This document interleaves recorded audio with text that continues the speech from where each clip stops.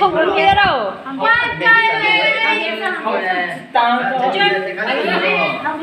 Bên là 12/9 đó. Hồng tài nó có chứ không phải nhiều lắm đấy. Ta là gì ta nó không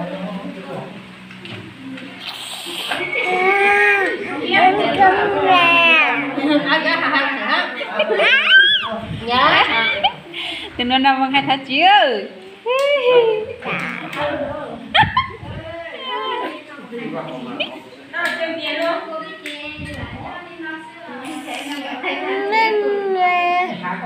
có mày đánh luôn lúc cứ tích khởi không có tàu của có mấy giờ Xin đúng tựa đấy á.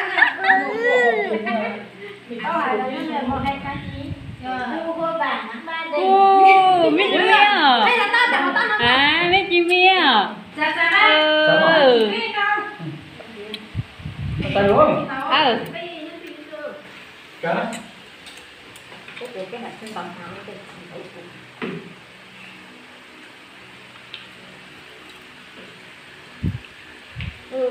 mình lâu rồi thì con ít tình nhau rồi vô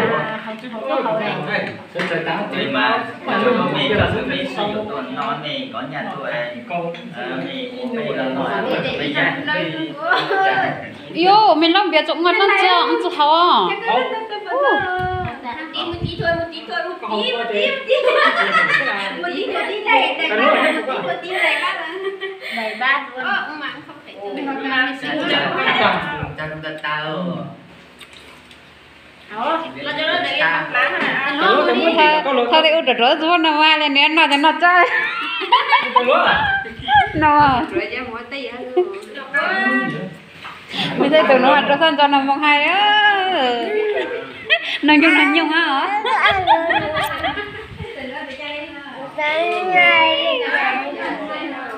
Nó nhung hả? Nó khó cho chị ta kia rồi. 진짜 밀로 한 번 하고.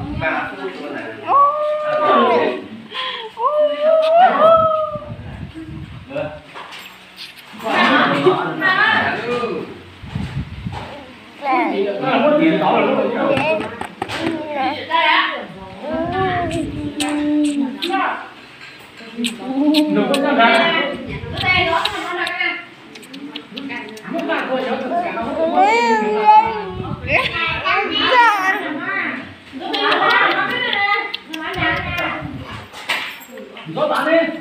Cái đó đi.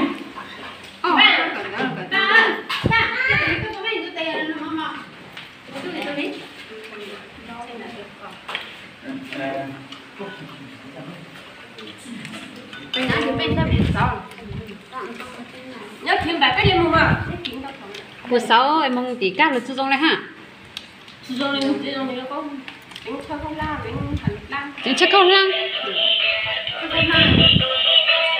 Này tôi định đi chơi đi lì.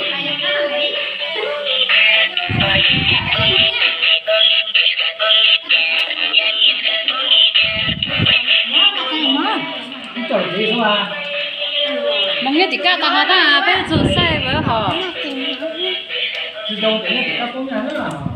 Không có. Tôi chưa thấy là có nhà đâu. Nó xấu rồi. Sẽ hàng đó.